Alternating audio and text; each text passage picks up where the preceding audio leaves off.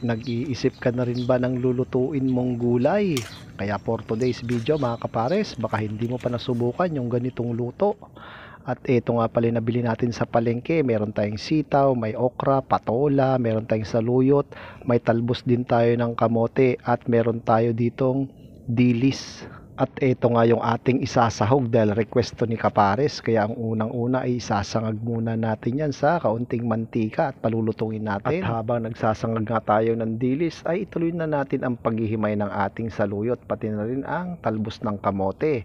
Ito nga lang ang malakas sa atin. Kaya maraming salamat sa ating mga followers dyan, mga nagsishare po ng aming mga video. Maraming salamat po, at kung nanonood ka pa rin hanggang ngayon, paki-follow naman po kami, paki-like at paki-share na rin po. At isunod naman natin yung ating okra. Kaya nga ito, hinati ko lang yan sa gitna para naman dumami, at pagkatapos iset aside lang muna natin yan at ituloy na rin natin yung ating patola. Kaya sa mga mahihilig dyan sa gulay ay marami ka pang pagpipilian dito. At sunod naman natin yung ating patola at babalatan lang muna natin yan at hihiwa-hiwain natin yan ayon sa gusto mong hiwa. At tatapusin lang natin to, at pagkatapos sisimulan na rin natin ang pagluluto natin. Napakadali lang, wala namang gisa-gisa.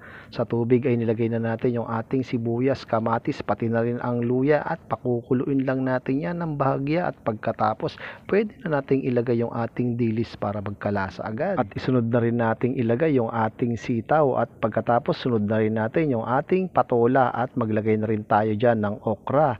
At maglalagay rin tayo ng konting bechin. Bahala na kayo kung gusto nyo pong hindi maglagay.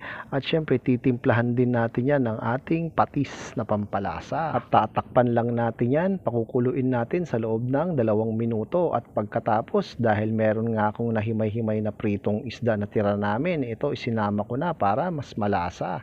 At takpan muna natin sa loob ng ilang minuto, at pagkatapos ito na nga, tignan nyo na nga mga kapares, dahil napakabilis lang din naman itong maluto, at sigurado magugustuhan nyo to. Kaya ilalagay na natin yung ating mga dahon-dahon. At ito nga pala yung ating saluyot, at pwede na rin nating ilagay yung ating talbos ng kamote na kakapiraso lang na nakuha natin. At ayusin lang natin yan, at tatakpan natin yan sa loob ng 1 minuto. At pagkatapos nga nito mga kapares, tignan nyo naman, luto na ang ating gulay. Kaya sana may natutunan po kayo sa ating niluto ngayon. Baka gusto nyong subukan to mga kapares. Mangantayon! Subukan nyo ito mga kapares. Kaya na po. Kasi naman tayong gulay. Kasi yung kain naman to. Mm.